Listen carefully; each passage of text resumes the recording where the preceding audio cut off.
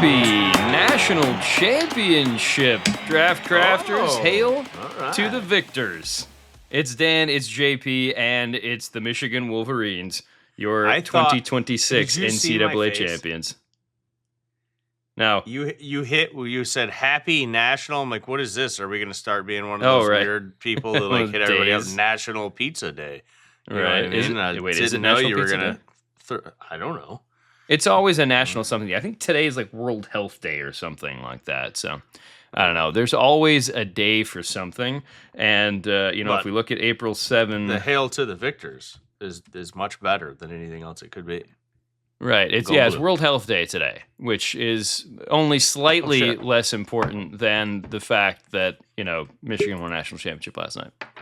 So there's that. I just pulled up National Day Calendar, which is actually a website, nationaldaycalendar.com. It is National Girl Me Too Day, which I don't think we are qualified to talk about. Nope. Pretty sure we can't live with that. It is also National No Housework Day, so use that as your excuse. Nope. I like doing housework. SAAM Day of Action, which is a ribbon thing. I'm not quite sure what SAAM is, but today is the day of action for that. It is National Coffee Cake Day. Nope. And perhaps the absolute most important thing, and you, by the way, should feel absolutely terrible about this, it is National Beer Day. April 7 is National Beer Day, according to this website. National Day Calendar. Well, I'm having National Bourbon Day. That's a different day. But National Beer Day today, which is I'm celebrating with a beer. So cheers to you, heathen, not celebrating with me. I suppose I'll cheers to it, but apparently I lost this one. Right. Well, hey, we'll get to the nose on it's even. Is it good or bad? Not great. Are you happy about it? It's not awful. Okay. But this is one of the ones I was excited. You got it for me. And then it was the one I wanted. Well, remember, it's not great. You just opened it. Might take some time to open up. And hey, you know what? We're going to get to the content of the show here in a second, but this is a good reminder, JP. Like you talked about this, sometimes that first pour out of the bottle could be the best or the worst pour out of the bottle. I'm down to here. Oh, whoops. I've had probably 3-4 pours out of the thing. Oh, I thought that was, I didn't see the bottle. I thought you were pulling one of the Old Forester little guys. No, I don't have those, rememper? That's right, yeah, they're still in the garage. Just kidding. But yeah, so the one that you pulled there, we'll talk about when we get to the break. But we are full on, by the way. I mean, this is National Beer Day, but it's also, it's National Silly Season when it comes to the NFL Draft. And everyone's dropping mock drafts left and right, so we thought we'd follow suit. And we're going to do a first-round mock today, second-round mock a little later on this week.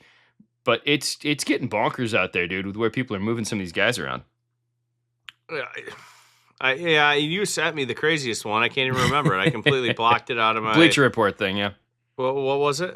Somebody trying to make some clickbait to the late outside of the top 10. Well, outside of the top 10. I was saying fall to 17 so Detroit could get him, but yeah, falling outside of the top 10. Which I've seen a few people mocking Styles at 12 to Dallas, and I'm like, he's not going to last that long. There's no way. Not after, that's where I was originally putting him, and then he torched the combine. I don't think he makes it out of the top 5 now. Yeah, I would say there's no, again, top 5, top 8, 9, somewhere in that ballpark. There's just no conceivable way a guy with that kind of talent, you aren't going to find a team that wants to take him in the top 10. Here's a crazy thing. Before we get into it, it'll be a nice little segue, but I've been reading around saying that sources are saying that Tate is going to go in the top 5. Well, we want to point out, we're not using the nebulous sources thing that other people do. We don't actually have sources. We're just reading what other people are talking about. Yeah, that's what I said, reading. But I can't figure out how that would be possible. Yes, I understand that the Giants could take him. I understand that Tennessee could take him, right? But hypothetically, any of those, my top main 4 could take him. Correct. They're not going to. But my question is if Kate goes top 5, then who falls out between Bailey, Reese, Love, and Styles? I've seen Bailey and I've seen Styles drop out. Those are the two guys that I've seen people drop out. Man. Reese seems like he's solidly in the top 5 conversation, but Bailey has been bouncing between 3 and 9, or 8 rather, which is hilarious. Which is crazy because I still feel like Bailey should go 2. Yeah, well, we're going to get to that in a second here. And with that being said, dude, we're doing a first-round mock draft. Now, I will point out, we talked about this as well when we were going through and doing this. We're not going to do this live because we don't want to keep you for hours, but we aren't doing trades. But this could be either the busiest or slowest year for trades in the first round, like ever. It's not going to be normal. If it comes out, the normal is what, 4 to 5 or something like that? Actually, I think it's been low the past couple of years. I think the normal was I think the over-under when we did that was 5.5. Okay. For the average from like the past, I don't know, 5 or 6 years. We'll have to dig in it. It's in that ballpark. Either way, I feel like it's going to be like 2 or 8. Well, that's the thing, too. So here's what I've decided. I thought about that a little more between us talking about it and us starting the show. What I think is going to happen is you're going to see like 6 trades, maybe more, but in that ballpark, I feel like. But they're only going to be for like 3 or 4 spots because we talked about this, like, everybody is talking about it like this way. We talk about the fucks of clusters that Todd McShay has, right? And that he was talking about those things. Well, I have the same cluster of fucks, so it is what it is. As we use that language just to get the point across. But here's what I'm saying is, like, because of that, I believe you're going to see teams who look at what they want and they're going to think, I got to move up 3 spots to get this guy because that other team's gonna grab him. I think people are going to talk themselves into smaller trades, but they're going to be doing these trades. So you're going to see a flurry of 3rd, 4th, 5th round draft picks getting traded to move up a few spots when it comes to guy. And this, again, you're going to find a team who's like, well, the guy I like should still be there, or I've got 2 guys I like, and it's 3 picks back, so I'll be okay, kind of a thing, or whatever have you. So it's going to be interesting to see how that all plays out. But yeah, 2 trades or 8 trades, nothing would surprise me. I do want to explain the old clusterfuck situation, though. It's a fancy little glass you got there, sir. I mean, hey, look, we're doing a little tulipy action here because I got a 12 ounce instead of a pint. Pint would not work in this guy. So to explain the clusterfucks is it's just you just want to keep saying that word because we don't usually say that. It's fun now. It's just it's a weird draft where I've just got groups of players who are stuck either because they play the same position, right? And their grades are just I can't. There's nobody at any other position that breaks it up. You know what I mean? They're all so close; it's hard to break it. Then you can get it to even bigger cluster where you might have 3 at one position, just 3 edge rushers and 3 offensive tackles, right? Sure. Then the crazy thing, because I started trying to get to my top 100, and I have 74 so far. Yeah, little spoiler. That's next week, guys. Right. But I've got it where it's like, okay, there's these 3 at this position and 3 at this position, and I have the same grade on all 6. Why should I even... If I'm breaking them up, I'm doing it just to do it. So basically... you should do merge rules, like the highway, every other, like zipper. Oh, geez. No, what I've kind of been leaning towards doing, I obviously haven't finalized this yet, but it's something I've highlighted in the past on shows, is if there's ties of any kind, I'll just throw the positional value that I think has more value, Right. Now, in that situation, if it was offensive tackle and edge rusher, those are, 2nd and 3rd, they're pretty even, so that would be tough. But what I would do, here's my recommendation. A tight end and an offensive tackle, similar grade tackles going above it. Sure. But if you've got tackle and edge rusher you're trying to figure out, especially if it's 3 of each, how would they do heads up against each other? Who's winning those battles? And that's how you should rank them, right? That'd be a whole thought exercise that might just stress me out. Yeah, right. Give you more stuff to worry about between now and again. The draft is a couple weeks away. Some of these numbers are going to change. We're actually going to probably talk about this at different points throughout the next several episodes of who we think will rise and fall the most based off of the last couple of weeks, where everything always gets silly. Everyone's blowing smoke in different directions to try to obscure what this team's doing or get people off of the scent or whatever have you. But the one thing we pretty much all know is who's going number 1. Mendoza's not even showing up to the draft. No, well, I told you I cracked up. The report said Mendoza's going to stay home and watch it with friends and family or whatever. In Miami, and I was like, that means he's hanging out with Kirk Cousins and Tom Brady. I mean, you're not wrong. I've And been Brian loving Greasy, because Brian right. Greasy's apparently been coaching him too. So he's going to hang out with Sure. 3 vet quarterbacks. Yeah. Well, you're not wrong. And this thing is, I've been loving all of the memes that they've been having out there of Cousins and Mendoza. Like, there won't be one single swear, which we've already had like 7 of on the show. There won't be a single swear in that locker room with those 2 boys in there, right? So it should be a lot of fun. It's actually a great situation for them to go into because Mendoza, again, number 1 pick. Tell Tommy Cousins, in there. Right. Well, Cousins is a great guy for him to learn from, and it'll give him a little more runway if they want to take a few games to get Mendoza's feet wet before he's the full-time starter right away. So the draft really starts at 2, but dude, more and more, it seems like everybody has decided who's going 2, and it's not the guy you or I would take it to. Dude, I still, I get it. I'm 50-50 on it. I mean, well, I would take Styles. Well, right.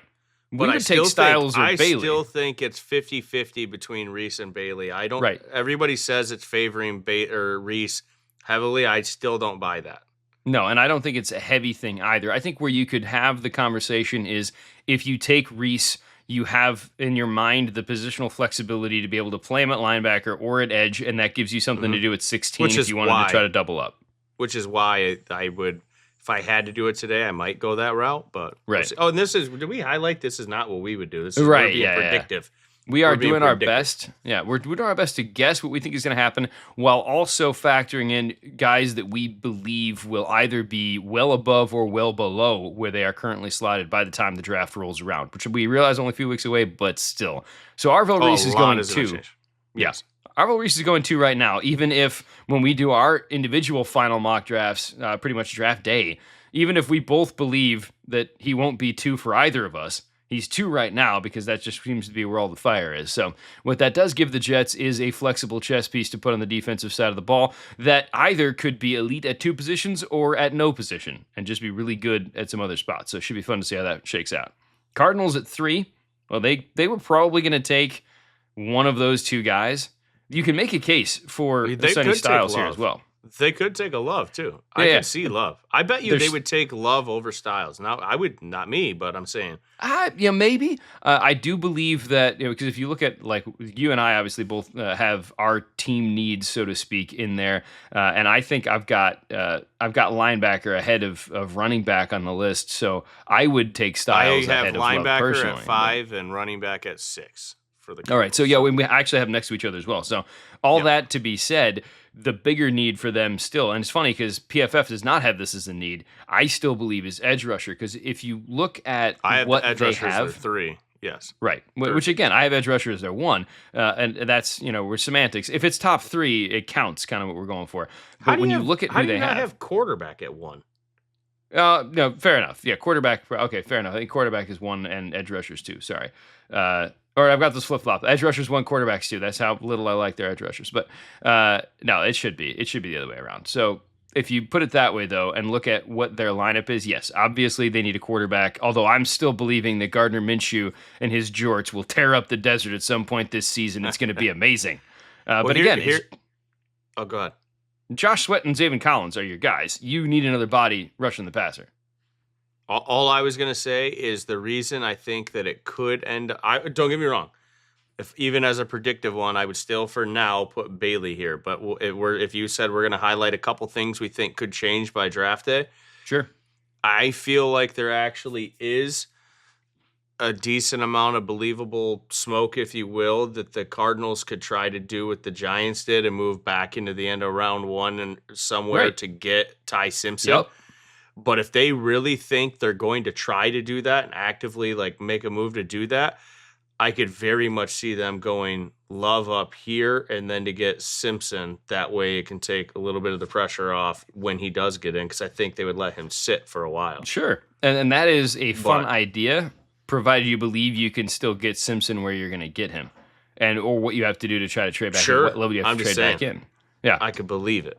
Right, and it could also be something where you see the Cardinals, and this is where we talk about, we have no clue where the trades could go. If the Cardinals could convince somebody to come up for David Bailey or Sonny Styles or Jeremiah Love at 3, maybe they trade back to 10 or something, take Ty there, get an extra pick next year or whatever. Who knows? There's all kinds of things up in the air with that, and that'll be a lot of fun. But because we're doing a straight draft here, David Bailey is the pick because he fills a need and is going to be an absolute menace for them off the side. I don't care whether you want to say 3-4, 4-3. I believe he has the ability to play either of those types of sets. I'm not worried about him in a certain scheme.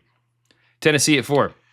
Tennessee at 4. This is a very interesting one because I personally think the top 2 players on their board are the 2 that just went, and Reese and Bailey. I really believe that. I do very much think that Styles is a good possibility here, but with Reese and Bailey both being gone, I kind of just looked at, because I have linebackers are second biggest need, and I have running back as the third biggest need. Now, again, those are my needs, and I'm just trying to highlight what my thought process, but it's not predictive. My needs aren't, I guess maybe they're kind of predictive, but well, it depends on the team, right? Different. But I just think that if those 2 are that close, linebacker and running back, and they're both positions that aren't valued in quotation marks, whoever, if you take Love and whatever linebacker you can get in a second, that's going to look better than Styles and whatever running back, because there's such a gap. Like Styles is a freak; he's my number 1 player in the class, but Love to RB2. Is a freaky drop, like 3-round drop value for me. So for the sake of, like, I didn't want to put it there, but yes, it's Love for the Titans. And when you put it in that context, doing that, and now it's like the only way I don't think it's Love is if Reese or Bailey are there. Yeah, sure. I agree with that. But again, when you put it in that kind of context, when you put it in that kind of context, it makes sense because there's 5 or 6 linebackers we feel really good about in this draft, and there's about 1 running back we feel really good about in this draft. So that makes sense to do that there. Giants at 5. Giants at 5. So the way this board broke, and I think that's kind of what I want to focus on here, like the way it's gone, what are they thinking?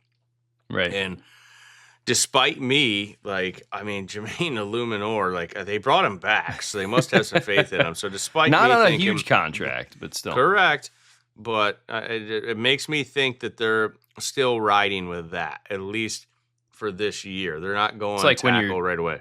It's like when you're driving with your check engine light on and you're just hoping you get to the next place. Fair. So this was really a two-player decision for me, and it was between Styles and Tate. All right. Sure. And this was just I think it could happen with either one. Crazy thing is, my top need for the Giants, linebacker. My number 2 need, wide receiver. Whoops. So they're both side by side. I mean, it was tough. But this is just where, if I know it can be either one, I'm going to use my own personal board, and Styles is higher. So sure. I went Styles. Yeah, and there are some people who would say, oh, well, they just got Tremaine Edmonds. It was like, yes, but you need more than just Tremaine Edmonds at linebacker. Right. So Sonny Styles is going to be a piece that John Harbaugh would love to move around and have some fun with. Cleveland at 6. We debated this. Like before the show, like when we're going through and actually making these picks. Well, I had to talk you out of your first one. I'll explain why. Right, and Maui Noah was one of the guys that I was looking at here, and you reminded me they need a left tackle, not a right tackle or anything else. And really, they need everything. We just went through and updated like our list of the teams, like the offensive lines for teams. They graded out at 32 out of 32 if you use PFF as a number. They graded out as the worst, and part of it's because of the left tackle. DeJuan Jones is the lowest graded offensive lineman at any position that's projected to start for any team. In his defense, he had a good year as a rookie. He did, but I apologize, DeJuan. It was also 3 years ago. You got a 32.8. Right. I don't think there's anyone else who even got in the 40s. I don't know if there's anybody even. There was. No, there's definitely. I saw a 49. The there's 50s, like a 49. Right. Well, and again, as a reminder for those of you who aren't tuned in, again, we are not a PFF podcast by any means, but we use them as a nice reference point for offensive line because it's hard gives to you a benchmark, quantify otherwise. You know what I mean? Right. And 60 is like you stepped on the field for, it's like the 39.6 or whatever for a quarterback. 60 is like passer okay. rating. Like 60 is you stepped on the you're field. in a little bit of trouble. Yeah. Well, basically 60 is you stepped on the field and didn't do anything. That's their baseline number. So if you just ran a play and didn't suck, you got a 60. Yep. And so anybody below a 60 means you had minus plays for your team. And yes, let's call it what it is. DeJuan Jones had several minus plays for his team. So that being said, this is not a left tackle draft. When you look at the players who played left tackle in college and played it well, they're not out here this year, or they're undersized, or they're not going to be able to play there in the NFL. Like I just, for example, Proctor, Caden, I don't see him being able to be a left tackle at the NFL. Sure. Yeah. And again, he's just one of the many test cases of guys. In his case, he's big enough to play there, but his technique isn't what it needs to be. And the amount of time that it would take to get him there, I don't think any team is going to want to spend. At least not early. Maybe if he went and played right tackle for a few seasons and adjusted to the speed and fixed the feet, then maybe. If he goes the Sewell route where he's the number 2 tackle on your team for a while, not that Sewell couldn't have been number 1 to begin with, I'm saying it's like you put him in the less demanding position for a while he figures it out, sure. But the point is there is no plug and play defensive or offensive tackle, left tackle to start out the year. The closest you're going to get is the guy we took at 6, which is Monroe Freeling. And I won't do this in my predictive draft just because I personally am terrified of drafting a guy I won't either.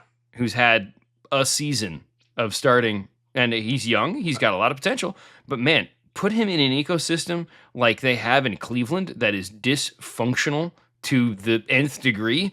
You're just going to ruin a kid who's going to end up thinking that he's amazing and then get into it and get his butt kicked and not be good enough because he didn't develop his technique because you don't have good enough coaching staff. And yes, I'm calling out all of Cleveland's coaching staff. I realize I'm not an NFL coach, but until you show me otherwise, I don't believe in the Cleveland coaching staff. That being said, Monroe Freeling is still there at 6. All I'll say is, based on how I feel today, if the draft were tomorrow, I don't know that I'd have an offensive lineman going in the top 10. Fair, which is, I mean, I think that'll happen, but yeah, it wouldn't surprise me. At 7, though, and a lot of people for Washington have been basically just mocking whichever defensive player didn't, is still around there at that point. Caleb Downs is a popular pick for a lot of people, and if Bailey or Styles or Reese is there, that's who people are picking. But none of those guys are there except for Downs, and while Downs could be a good pick, I also looked at Washington's lineup. Dude, when I went through and did it, it's like edge rusher and wide receiver are the 2, because edge rushers already picked a little bit, and you and I are maybe putting I have 2 different needs for them as my top 2. What are your 2? I have interior O-line and running back as the 2 biggest needs. Okay. And I think if I look at that, I've got then those safety, as 2 then of the next 3. receiver. Yeah, safety. Well, I've got edge rusher, wide receiver, safety, interior O-line, running backs. We agree. We just don't necessarily agree on the order. But point is, this is a team that needs a lot of help with a lot of areas, and you and I are putting kind of like a tax on certain players. Reuben Bain Jr. will not go as high in any mock draft we do as he will in others. That's just opinion, preference, whatever have you. That being said, that's why he's not in play here at 7 for me. I also, as much as I do like Caleb Downs, I think their wide receiver room needs more of a boost than their safety room, personally. And Carnell Tate is sitting right there as a guy that can come right in there and be a complementary piece with Scary Terry, and maybe then eventually take over for him in a few seasons once McLaurin gets a little too old. No love for McCaffrey or Lane, huh? And you know what? I like them, but I don't like them enough to pass up a guy like Carnell Tate, which really is annoying because that's the 3rd Buckeye in 7 picks. I get it. Super, super annoying. Now, the Saints are up next. Again, I've seen a lot of people mock Reuben Bain, right? That's been one. I've seen a lot of people go the defense route, or they go Jordan Tyson, which, again, we think would be hilarious because you can't do that. You can't have 2 wildly injury-prone guys on the team. I gotta feel like the Saints' dream pick is probably Tate. Yeah, I think that's true. And I think that if Tate was still around, we would have done that, certainly. So putting him there, Washington, makes it a little more interesting. Again, Bain is another potential pick here. I'm going to say his name until we draft him. But I also see a huge need for them at corner. I mean, I didn't like Paulson Adebo, but they also didn't really replace him well when he left last year. So Mansour Delane is right down the road in Baton Rouge. He's hanging out at LSU.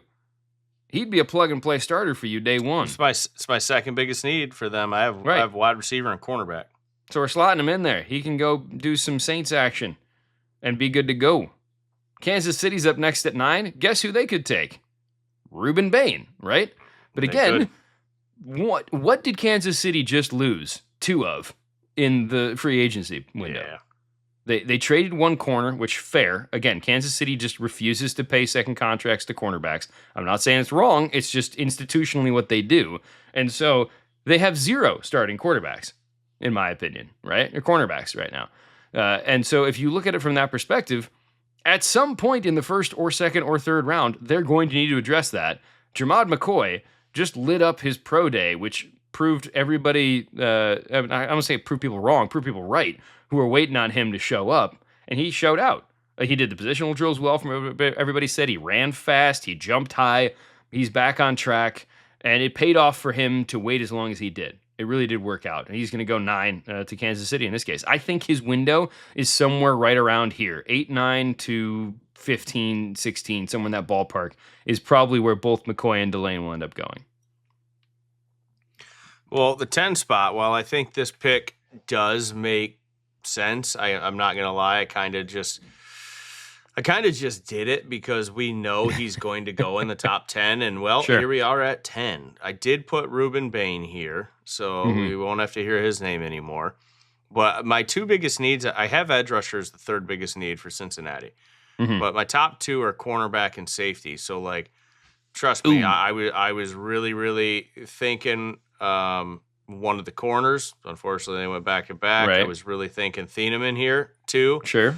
But And Bain's going to go in the top 10, and Downs. I forgot Downs was still there, which is crazy because I think Downs would have probably been the pick because I think that's probably their dream pick.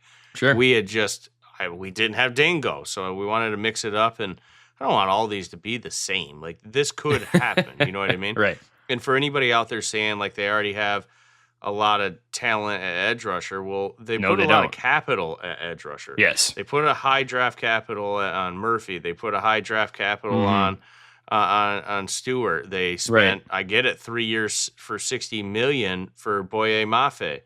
I totally get it. I just have never been a believer in Stewart. Murphy has not. He's been a bust based on what you spent on him so far. So, and plus, you got to understand, I have D-line as the next biggest need for Cincinnati, and Bain might be able to move all around on there and have a little bit of fun with Sure. it. I don't know. Bain's the pick. Totally get that Downs would have been probably the more logical, predictive pick, but we've done that a million times when he makes it there. Well, and again, let's not forget, even Boye Mafe, which points to him for getting the deal that he got. Yeah, he's never had a double-digit sack season. He's never been a number 1 edge rusher. And I'm not saying Bain is either. They're going to have the Packers wide receiver room of edge rushers, a bunch of 2s at best. But Bain will at least give them some juice, which they're sorely lacking on the edge. Miami is going to be a fun one to talk about because every single person that talks about Miami talks about a cornerback. Well, because they need them. Miami needs everything. Also they have true. torn the only thing they might not need is a running back, and he's one hit away. They probably should trade A-Chain now to get something out of him because he doesn't fit their winning window. Still sore that I chose. This is by the way, anybody who wants to take my credibility and throw it right out the window, I kept Dalton Kincaid instead of Devon A-Chain in our draft because I was too worried about his injury history, and yet the man just hasn't gotten hurt in the NFL. So well done, Devon. Well, he has. Way to screw my fantasy games. team. Yeah, but not not a proper injury. Yeah. Like, we were expecting him, as much as we don't wish this on anybody, just because of his size, style, etc. I was expecting a knee or Achilles by now for his career. I'm glad it hasn't happened for his sake, and I hope it never happens for his sake. But I made a mistake in fantasy team. So Miami, here's what I did. Sure, I put running back as the 11th need out of 11. Right. But then I basically just put all their needs as like just by the importance, the significance of each position, because they're starting over. And nobody's starting a franchise with a freaking cornerback who their primes are smaller windows unless you get a super diamond in the rough. You're just not going to do that. So, like, to me, this is 100% like a trench player. This is start in the trenches. It's an offensive lineman or a defensive lineman or edge rusher if you're not counting that as D-line. It's one of those, right? So, like you did with the Saints, I stayed kind of local here. Yeah, Maui Noah might not be A left tackle. But He might not be there at 11, but still. He might not be there at 11, but they could use everything to me. Right. They just could. So you're starting over. Just take the guy. Plus, he's 20. Right. He's just extending your rebuild window. Like, you know what I mean? In a way. So the one thing you believe you can count on with him is you got a decade plus of him playing wherever you want him to play on your offensive line. Except for maybe left tackle. Yeah, except for left tackle. All right, Dallas, though. Dallas just hit the lottery. Dan's excited. He loves Jerry Jones. Oh, jeez. But I tell you what, how excited would the Dallas organization be if Downs is there at 12? That is Jerry do a little heel click. Crazy. Like, I'm here to tell you, I have safety as the third need, but the top need, linebacker, number 2 need, cornerback. Right. Safety still a top 3 need, and this is arguably the best player in the draft to a lot of people. So to get him at 12 is bonkers. So no, piece of cake. We ended that slide. Yeah. Yep. Easy. Next pick, we got the Rams here. They got the pick from Atlanta from the previous So many year. directions you can go with them.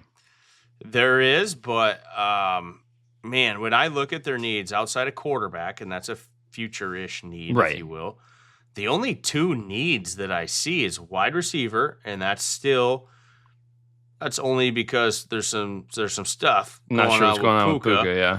And you got Adams, whose career is on the wrong end of it, right? So yes, they could use a wide receiver. The only other need that I see specifically with them, because they got a really good roster, dude, is linebacker.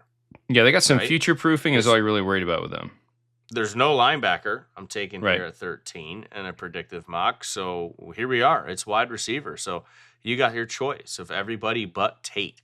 Trust me, I thought about Tyson for a minute, but then I just quickly changed. Like, if something crazy is going on with Puka and just the way I don't know what happens with that. Right.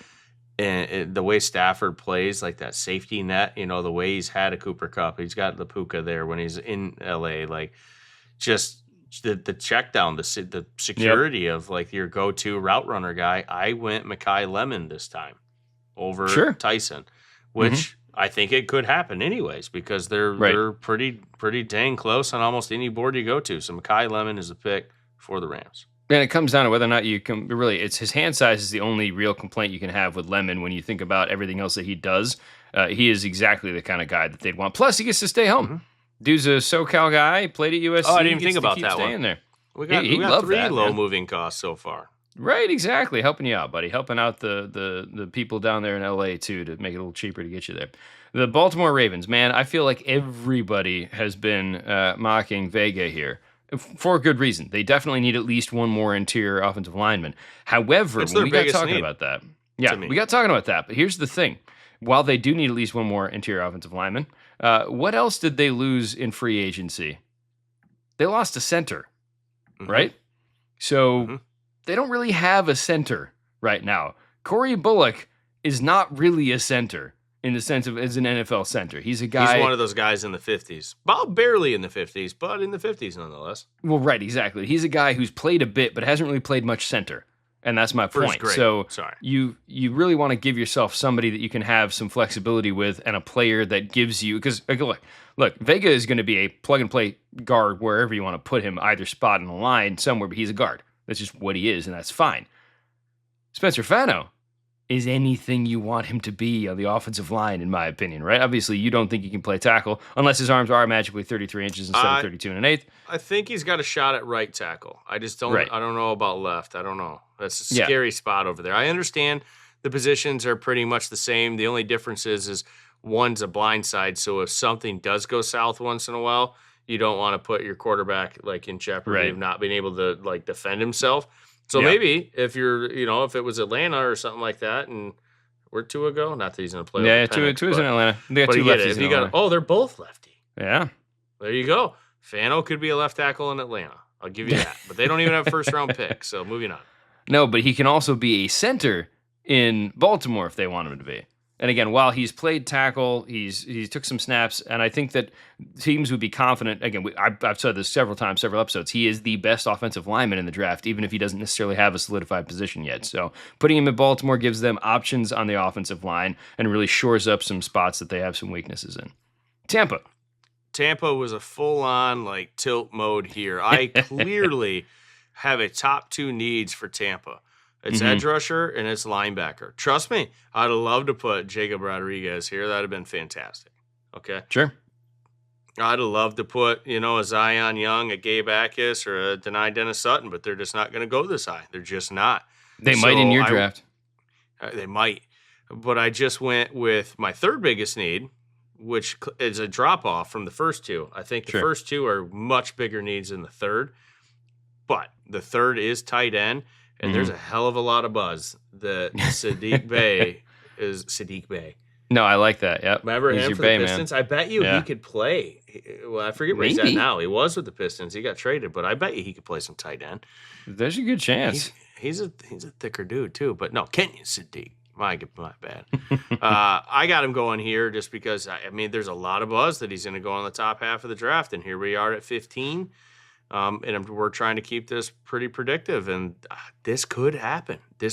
Put it this way: if Kenyon Sadiq is going to go in the first round, okay, which we know he will, answer me this: outside of Tampa Bay and Denver, sure, anybody could take the shot on him, but outside of those 2 teams, who does it make sense for? The only other one I'll throw at you, Philly? and they probably Pittsburgh actually, because Pittsburgh. They got the Muth. Yeah, for some reason, and they got the big fella. They got the 6th old lineman. Yeah, but that's if you look at they've got Muth and Washington, but Washington's not really a pass catcher, and Muth is intermittent at best. I know you love him, but he hasn't always had the best run. That being said, I do agree with you that there aren't as many opportunities for a tight end as a glaring need as those. Baltimore. 2 teams. Baltimore just re-signed Andrews. Now I realize Andrews is getting up there. Yeah, but and that's another. That they was one of the things to have 2 tight ends. So right, and I thought about that too, but I feel like the need on offensive line was way too great. That being said, Baker's going to love being able to throw the ball, and again, putting Sadiq on that team after they just lost Mike Evans kind of lessens that blow a little bit too. Jets at 16. So many directions we can go. I mean, you were just talking before we got started. Maybe this is a Ty Simpson spot. Certainly possible. We gave Marvell Reese early on, and I think that if one of the corners was here, that would be in the conversation, definitely, because again, they need to replace what they lost with Sauce. If one of the linebackers was there that we felt better about, and we certainly do, but as far as how the predictive numbers are going, maybe that's conversation. But at this point, wide receiver is another spot that a lot of people say they need, and I know you have a slightly different opinion on that than other people do. I do. I have wide receiver as the 7th need. So the need, just real quick, I agree with you on everything. The biggest needs for me are quarterback, edge rusher, linebacker, cornerback. We're the top 4. But my 5th need is safety. And if the 4th needs corner, there's one guy out there that could pretty flexible, but that's Thieneman. I could have made a case, but I'm stoked you didn't make him a Jet. Yeah, I know. Look, we both will agree with wherever it's Thieneman actually goes. just as bad. It's actually just as bad where he went. I just looked where he went. Yeah, I know, right? It's even worse because of where he went in relationship to where he could have gone hypothetically. But looking at the Jets, it really comes down to if you believe in Adonai Mitchell or not, and that's a question. He has tons of potential, has yet to realize it. In his defense, he hasn't exactly had the best infrastructure at any point. Against Still him doesn't. is that he went to the Jets, and that's just not a good infrastructure for anybody. I'm really hoping Aaron Glenn can pull him out. And again, I want to remind everybody, Dan Campbell had a terrible first year with the Lions, had a terrible start to the second season, and then they kicked it in from there. So maybe that's what happens with these guys. And Jordan Tyson, who is going to be the pick here at 16 for the Jets. Again, you've talked about this. He could easily be the number 1 he's the most talented wide receiver in this. Right, if he stays healthy. But that's a big question. So before we get to 17 in Motor City, why don't you talk about the one that you're disappointed in? Yep. Well, it's New Holland Brewery / Distillery. What are they called? Are they both now? They're just New Holland. We're just New Holland. Yeah. So either way, it started out as a brewery over on the west side of Michigan, and it's now a distillery as well. And there you go. They do it all. They have a awesome line of the Dragonsmilk Origin. Not the Dragonsmilk beer. The Origin is the bourbon. Yep. These are beer's good too. These are like small specialty batches that are just finished a little different. Right, and a reminder, They have a straight origin. They got an origin that's bonded as well. But you're talking about the toasted barrels that they do a couple times a year. So they're toasted, and they come with their tasting notes. I actually will wait and read the tasting notes that they gave after it because I don't remember anything but one. And that one was banana. I do remember that, which is why I really wanted it. It's called Tropical State of Mind is the name of this one. Which you even like the name of that one. Yeah, it's the one that I wanted the most. I'm here to tell you, man, there is just a large, like the nose when I hit it, it smells like it's like port wine finished. No, that's different. There's like a sour, dark, fruity vibe. Then you taste it, and I get that very much so. I also get a ton of like oak and like sharpness, like from like it must be young, like a younger bourbon. Sure. And I get a lot of bready vibes on it. I don't get any of that banana. And it's a shame because you could have banana bread. Yeah, that'd be fantastic. That's what I was hoping for. Right. But I know for a fact. Actually, I don't know for a fact. I'm very confident this is not wine finished. No. But I'm telling you, it tastes like a wine finished bourbon that's very young and oaky. It is not my thing. But tasty notes. Let me pull this little tag off here. Well, it's stuck. Oh no. There you go. Distinctive tasty notes, they say. Number 1, sugarcane. There you go. I get some sweetness in there. I don't hate it. That's possible. Oh, it isn't. It's coconut banana bread. There is 0 coconut in this thing. There's 0 banana in this thing. There's bread. I'll give you that. Then it says rain-soaked soil. Yes. That could be the sharpness, or because there is a bit of earthiness in there. I'm good with that. So sugarcane, rain-soaked soil, rum cake. I can see how the rum and the wine could be blurred, those lines. So I don't hate 3 of these 4. There's just no coconut banana bread. None of that. That's a bummer. Yeah, so this is a rum barrel more than a port barrel. So like that could be a piece of it somehow that you're getting there. But on this thing. It's a little bit of a bummer, and that's part of the reason why we try this stuff, though, and that's what we still encourage people to do that. Like if your favorite or something you like from a distillery comes out with a one-off, it's worth the chance to try it. For National Beer Day, am drinking. I'm going to bring you a sample of this to the draft. I do not want any of it. Oh, all right. But you are going to sample it. Sounds like a plan. So we got plenty of stuff to be sampling. I know, but I'll just do a little we'll do a take. Little vial. We'll do a take in the show. We got to be able to compare notes. Because you love this stuff, too. We both love this stuff. Yeah. This one's rough. This one is rough. No, it's a shame because you don't usually mind the coconut and rum type things. They did literally a coconut rum beer version with the Dragonsmilk. Maybe that's why they went this route with the bourbon. But it's not there. It's not there. Well, I'm going to go ahead and say I feel kind of the same way about the beer. So this is the Bake Sale from Arbor Brewing. It is a double milk stout, and it is brewed with oats, molasses, cocoa, cinnamon, vanilla, and lactose. And yeah, sure, fine. Kind of get that a little bit. But I don't know if you can tell, it almost looks a little bit like a brown more than a stout to me. Like it definitely is. It looks thinner too. It's a thinner, lighter stout, which I feel like should be a porter. I don't know if necessarily the definition of the beer matters, but I will say that it's pleasant. It's fine, but it wasn't what I was expecting to begin with. I was expecting a little more flavor, a little more action going on with it, especially because I felt like even with a double milk stout, it had a little bit of that direction with it. But again, it's fine. And this was another one from the wife from Christmas, the little 6-pack that she got me. And so I really appreciate that she branched out and gave me some beers from places. Again, Arbor Brewing over on the east side of Michigan place. They actually 30th anniversary, so congrats to them for continuing to make some solid beer. Again, solid, just not spectacular. It's pretty much where it lines up there. So, well, I'll tell you what. I would trade this bottle of Toasted Origin for a standard small batch. Well, look, you should be trading it for a beer right now because it's National Beer Day. Yep. I would have 100% trade it for one of the Bondeds. There you go. Okay, well, that gives you some perspective. So, again, that's why we try this stuff, though. And eventually people will, give us this stuff to try so we don't have to waste our money on it. But we're wasting our money so you don't have to. So we'll tell you, Bake Sale from Arbor, maybe. Toasted D 2026, maybe not, when it comes to how things are shaking down. Detroit Lions, we didn't want to do this.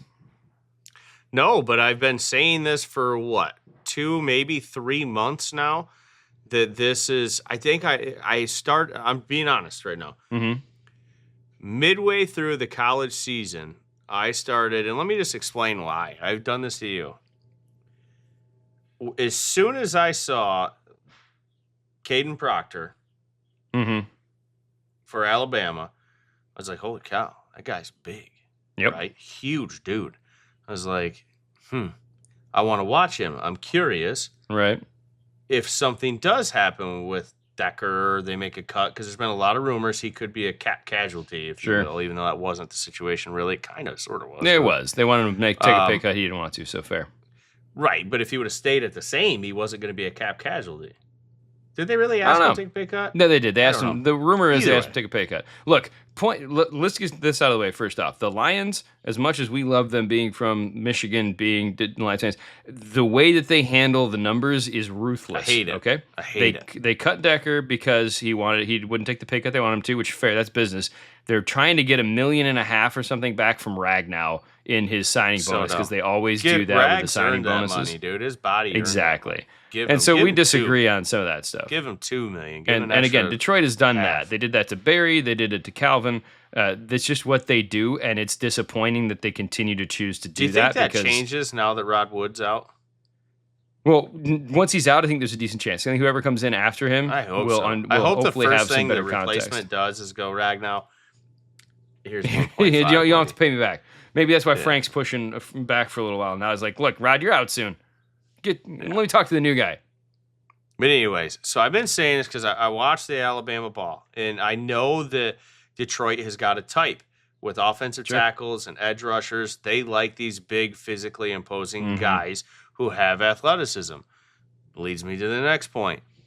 Then they start doing these trick plays with Proctor, and I'm going, oh my God, I can see Brad Holmes just drooling right now. I was like, this is just a 20-year-old version of everything they're doing with Dan Skipper and these just crazy, wild like plays. And then, that leads me into the next point.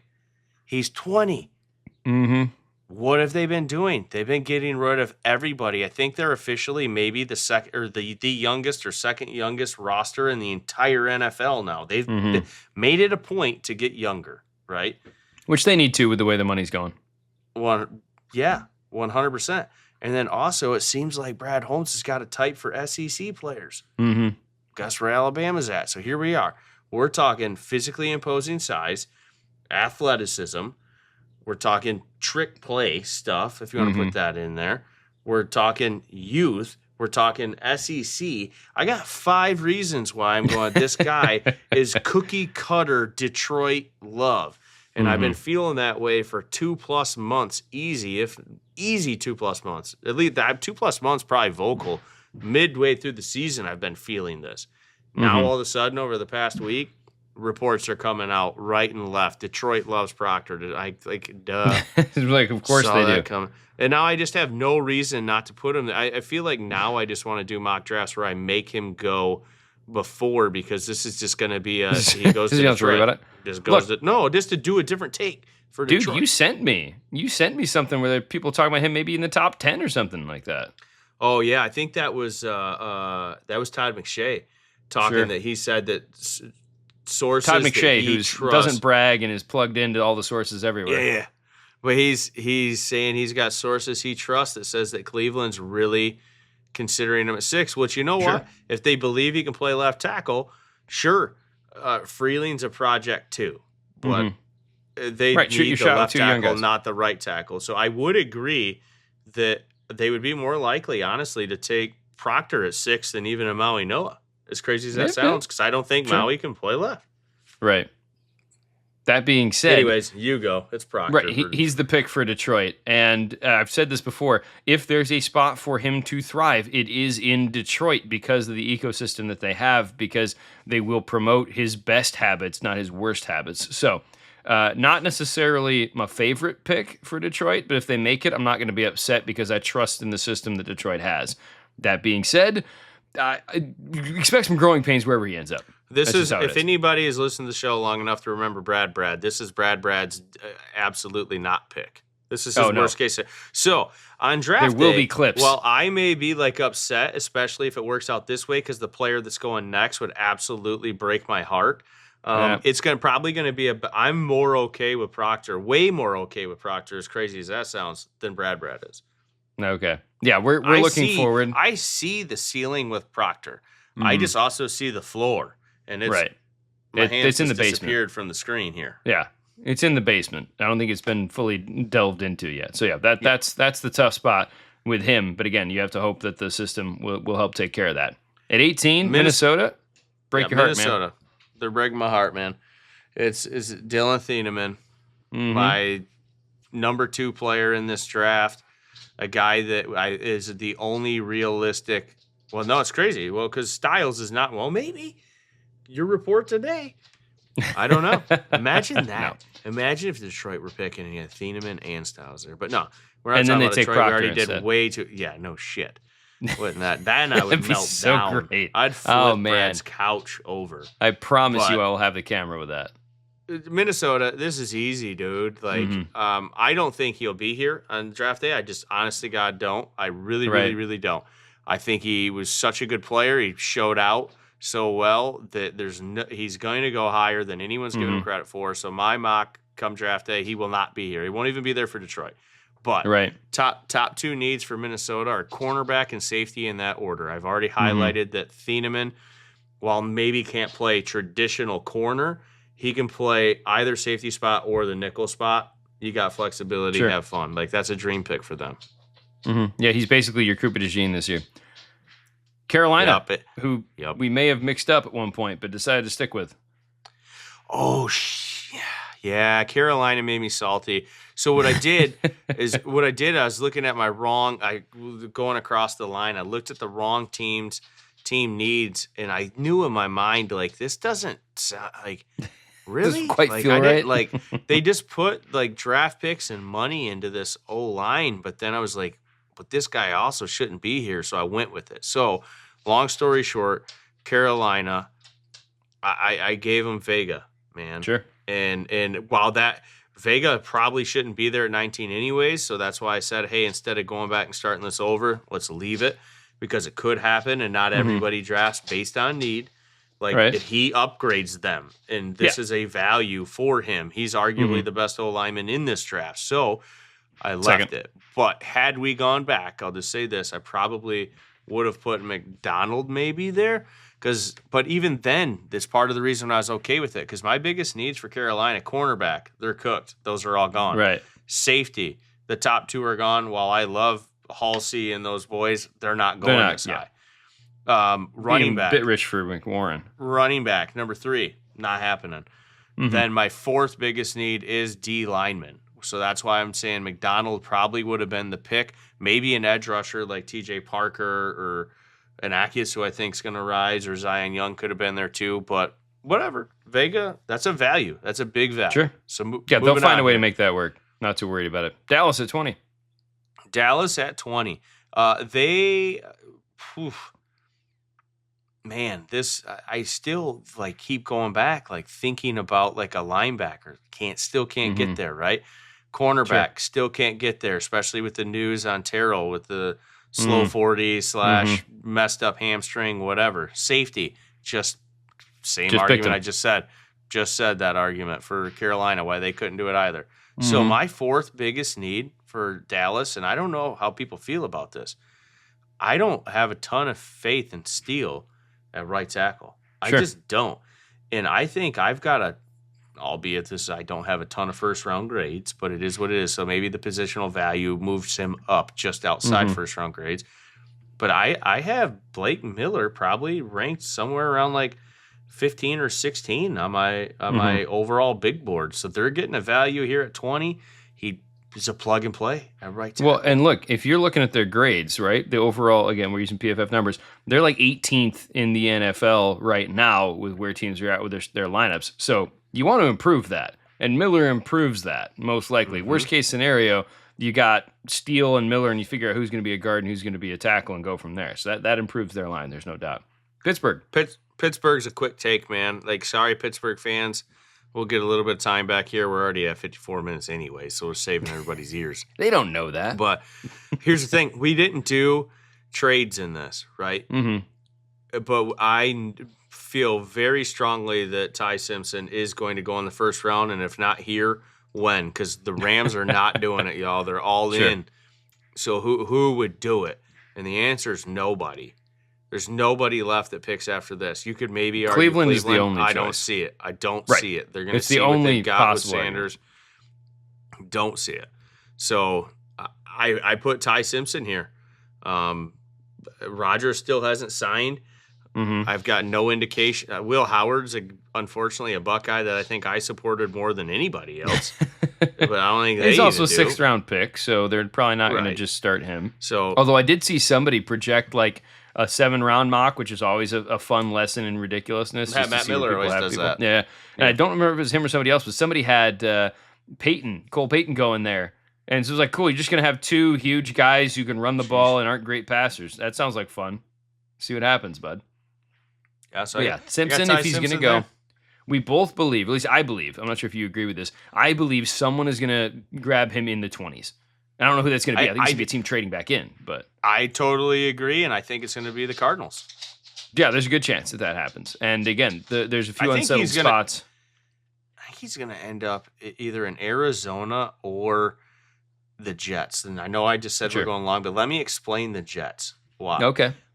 The Jets have a lot of picks this year, next year. They Right. got lots of picks. So Mhm. a lot of people are throwing the, hey, let's let the Jets are just going to wait because they're going Right. they're They're going going to suck this year and then next year. Yeah, they're going to suck next year or this year, Mhm. so they have a high pick next year. Right. Right. In a So then big they can just quarterback grab one of the quarterbacks in the stud class next year. But guess what? If next year's stud class really is that, is there a world where the Jets just take Ty this year at a value, maybe, if you will? I don't have them ranked Mhm. that high, but a lot of people do. And then next year, because so many quarterbacks are gone, they just clean up and get all the non-quarterbacks next year. Sure. And it depends, I don't obviously, know. how It's things a go with crazy Ty. thought. Because, look, there's precedent for a guy who's not in the top 10 at quarterback getting, traded even after his first season, because we saw that with Rosen in the desert in Arizona, which would be hilarious if Arizona took him. But yeah, there's a world where that happens, and because of the extra year of control you get on the contracts, that's why I believe someone's going to trade back into the first. It's not because he's necessarily a first-round talent. It's because you get an extra year on a quarterback. You're going to take that if you think he's worth starting on your team. And the price isn't too high, which this year feels like it won't be. I'm going to be quick. It's going to take me way longer to figure out what pick I was going to do for the Chargers at 22 than it will for me to say it, because I was all over the place on this, trying to come up with a fit for them, because interior D-line, interior O-line, I think are the 2 biggest needs. We just aren't huge fans of Caden McDonald, and so I couldn't stomach putting him here. I do believe they still need help in the pass rush game, though, because outside of I Tooley, think that is their biggest need. sure, because Mac is old. He just is. He should have been out of the Yeah. game years ago.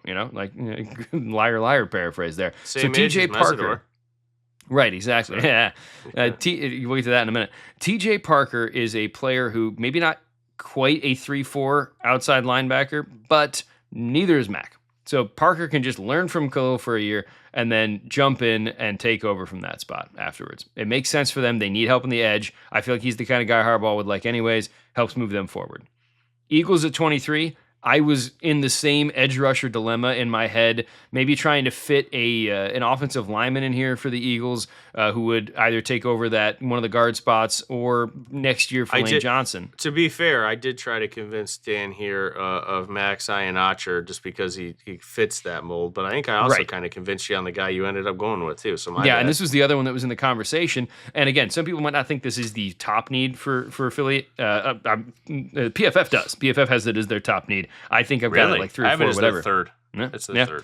And so that still counts in here, and that's wide receiver because you believe A.J. Brown is done. I think there's a good chance he's not playing too many more games. Football, done. No, but done as an Eagle. Yeah, especially with the way he's been talking about stuff. He's going to be a Patriot. That's done. There you go. I'm telling you, it's done. No, You're you got to wait till till June 15th or whatever, and he's going to be. Whenever he's gonna be a Patriot. Right, whenever the money vests and the things make sense with numbers, et cetera, yeah, it'll probably happen. That being said, to future-proof for that, and even if for some reason they don't trade him, they could still use a third wide receiver to go along with him and Devontae Smith. Omar Cooper Jr. feels like a guy who can fit in multiple spots. He could be a slot guy, he could be an outside guy, and as much as he's someone who's risen a lot over the last several months, so to speak, of all this process, he's going in the first round. A lot of people have him in different spots of the first round, and so this just seems like a good landing spot for him. Cleveland definitely would have taken Omar Cooper Jr. with their second pick, and they've maybe taken Ty Simpson. Both those guys are gone. If you remember from earlier, we gave them Monroe Freeling. I think they got a better pick than both of those, though. Well, yeah, I know you do. Monroe Freeling is the guy we gave him earlier. They could certainly use another offensive lineman. Would not be out of the world to see them take another offensive lineman. Wouldn't be out of the realm of possibility to see them take a defensive end to pair with Myles Garrett, which we almost did. Instead, wide receiver is another spot they can use some help in. And Denzel Boston has been trending down as of late. I think there's a lot of people who think he might be still there in the second round. But you and I both like him. I'm not too worried about a couple drops at the combine when you watch the tape and how he moves. He will exponentially increase that wide receiver room and what it's capable of, especially with his size and his ability to move around. Quick question. No explanation, no nothing. Just tell me your instant reaction. Would you rather have Freeling in Boston, or would you rather have Tate and Max Iannaccio? Ooh, I think because of this team and what they have, I'd rather go actually Freeling in Boston, just because Iannaccio is fine, but they desperately need a left tackle, which you reminded me of, and Max isn't really I lean the same way. I lean the same way. I'm just curious. Right. But again, they're in a good spot. Where they're picking, actually, is a good spot. At 6 and 24, they will be able to get two impact pieces that are definitely going to help out their setup. Chicago at 25. I didn't do this just to mess with JP, but I did this partially to mess with JP. And you are okay with it because this means it's not going to happen in real life, right? It's not going to happen. There's no way. A lot of people have been putting Emmanuel McGill Warren here. I refuse to do that. There are only a few people we put attacks on of we're not going to have this guy go in the first round. I wasn't going to do that with him, personal preference. But they also need help on the edge, even though it's not one of the top 3 needs. And there are teams with 4 needs on PFF. They do not have edge as a need. I disagree with that completely. I have it as their top need. Right, exactly. Like, this is a team that when you look at how their roster breaks down, like, they have some holes. They don't have a ton of holes, but Montez Sweat has played well, but not amazing. And Odingbayo was just an overpay. Safety, D-line, and running back is I think they have holes there. Running back, not for this year, but soon. Right. Zion Young is the pick here. Partially because he is a good edge-setting defensive end that has some pass rush chops. Partially because JP really likes him, and it's fun to mess with you. 26, Buffalo. I couldn't do it any longer. He had to go at some point. So this is where the Mesidor brother. Yeah, this is where the Mesidor slide stops. It's not that good. I'm just talking about age. Sorry. Right, and the only reason why I say slide is because he is getting a lot of love from a lot of people to be in the top 20 of this draft. I know he is, and but he's just old. A guy that I can't put him in there. I don't think he'll be in the first round in my final mock, just because there's no GM that I think that when it's all said and done, you're not going to take a 25-year-old edge rusher. That's it. Here's what I'd like this. This is what I said to you and Brad in 2 separate conversations. He's 25. Yeah, his tape looked good. It did. Yeah, but it should. I'm not saying there's not a lot of Hutchinsons out there. Right. But Hutch is 25. Now he's 6 Those months two older. guys aren't even in the same realm of player. No. So I guess all I'm saying is a 25-year-old kid, he looks great. But he should be way playing. What would Hutch look like in college right now? Would he have 33 sacks? It'd be hilarious. Yeah, it'd be insane. Stupid. Right, and again, there's a reason why Hutch isn't in college anymore because he had that ceiling. And that's the thing you got to factor in. Yeah, Mesidor had a great season. He also had a great season against guys that he was between 3 and 6 years older than. So you better have a good run. And this might be a one-contract guy. Like, I just don't think it happens in the first round. I don't. That being said, Buffalo is a potential spot for him because Buffalo is ready to win now, and why not plug a guy in that you think is going to help you win now? San Francisco. San Fran, Dan made this easy for me. I didn't even have to think. I didn't have to look at the board. First of all, Trent Williams is 38 this season, and also they've already tried to say they were going to put him on the trade block. It's clearly they need a successor. Right. Dude, I took Max Iannaccio here. Sure. Super easy for me. Super, because I have whatever O-line you in do with him. general I have offensive tackle as their biggest need, and interior O-line is their second biggest need. Right. So, yeah, get him. Yep. Pretty simple. And guess what? Even if they don't move Trent Williams, and Max is a guy who's got a ton of football experience, who better in the NFL to learn to play left tackle from than Trent Williams? Yeah, he's the master class right there. And it'll be good for them going forward because they do need to plan for the future as well there. Houston. John Lynch just tuned into this and just took a note. He's like, oh, yeah, that guy. Maybe I should talk about him. He's like, you know what? That makes sense. Really, right? John Lynch.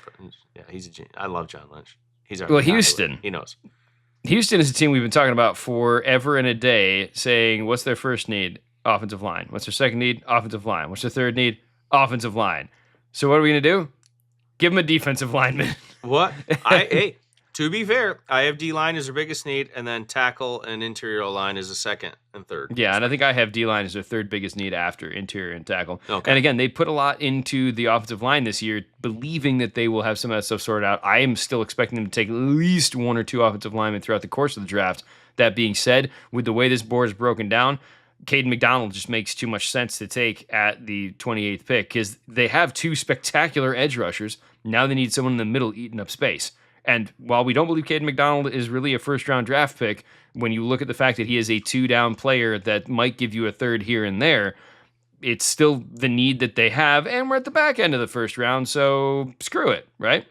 There you go. Caden McDonald goes there. Kansas City is picking at 29, and again, this is because of the trade that they made with the Rams. We gave them Jermod McCoy early, so that takes care of one need. Obviously, we believe right tackle is a big need for them.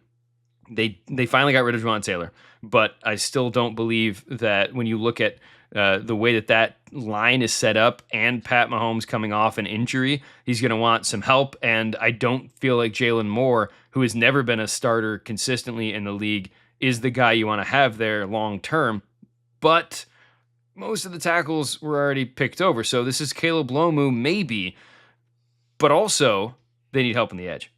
Because outside of Karlaftis, and I just want to say this before you say who it is at the edge, and I won't spill the beans, but this is another guy that has gotten way too much buzz and skyrocketed too high, and he will not be in my predictive mock come draft day. I just don't think the buzz has gotten out of control. He's not going in the top 32, but as of right now, all the buzz says he is. This man is Icarus. He's flying too close to the sun. All I'm saying, those wax wings. But I told you what this is crazy because I was super high on this guy. Sure. And he was like nowhere near 50 to 60. I was at.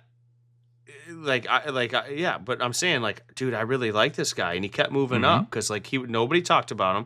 He was kept moving up my board, and then I was like, dude, I think I'm going to move him just inside the second round. Then all that happened. Now everybody's shot way the hell past me by like 30 spots. So I can't even claim that I'm a fan of this guy anymore. I'm a hater at this point.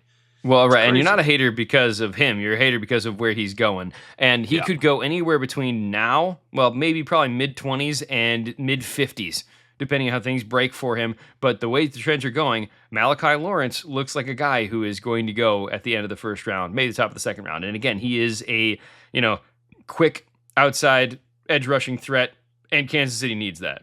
What are the Fish going to do with their second pick? Nobody knows. Nobody knows, Dan. True.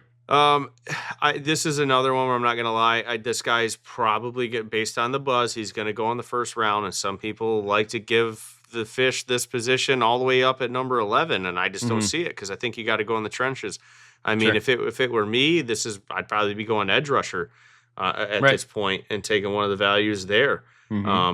But if this guy doesn't go here, I don't know when he goes, and we had to get him in the first round, so I apologize. But it is possible. I gave him Concepcion. Kevin. KC. And part of the reason I put him there is because he's getting the buzz where he's a lock in the first round. The next two teams are not going to do it. And despite me thinking they're rebuilding this whole team and doing it from the trenches, they also gave a decent amount of money to Malik Willis, and he needs somebody to throw the damn ball to, or that's just stupid waste of money. I feel for him. I don't feel for him, his bank account, but I feel for his health and well-being. Tough stuff. Totally.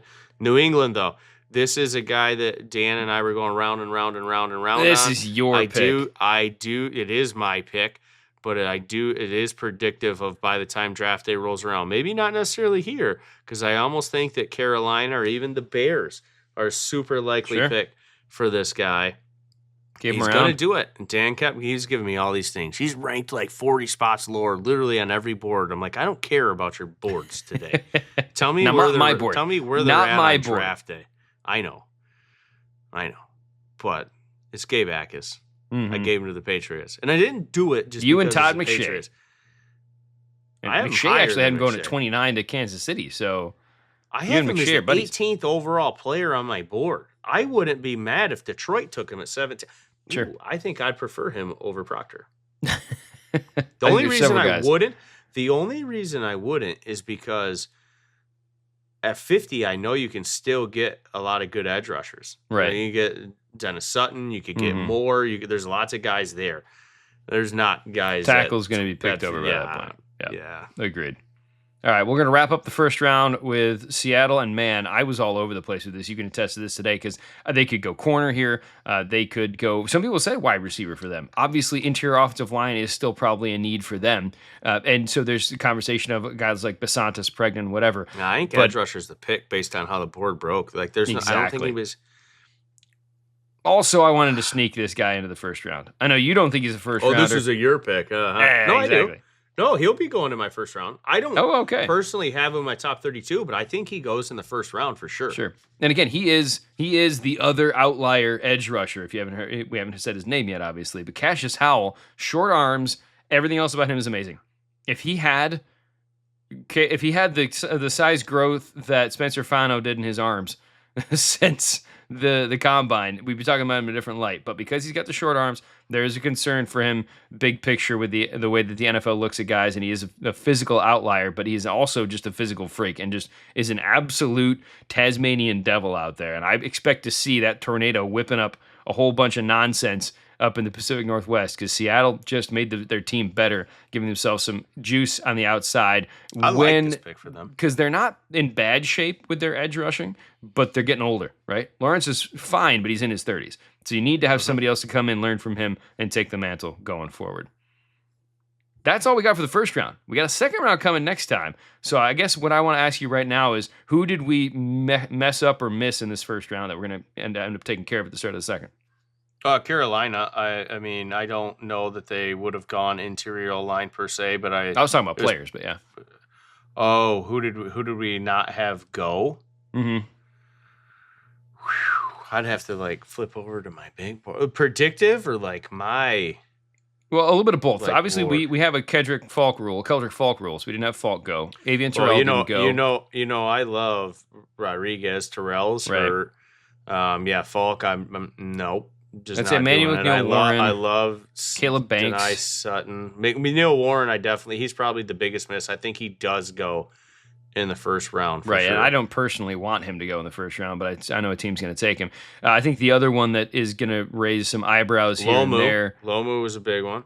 Yeah, and then Caleb Banks is another one that he's all over the place for people. Some people got him in the top, 15 and 20, and some people don't have him until the 50s. He will with the injury.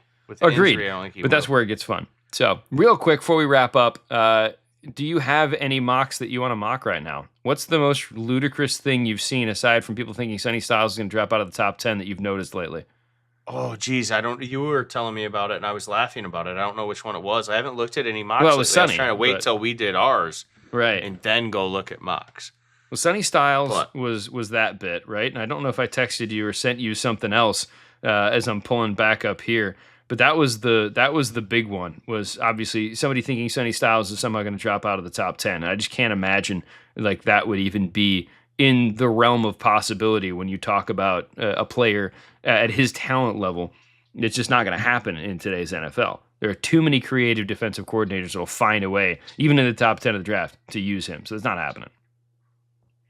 Yeah, there's your homework for next time. Next time we are going to do our second round draft, and we're going to mock some mocks, because there are some hilarious things happening. Yeah. And I don't care if we put people on blast. I'm going to wait until we finish the second round, then I'll go look at some mocks. Sounds good. We'll wrap that up next time. The Draft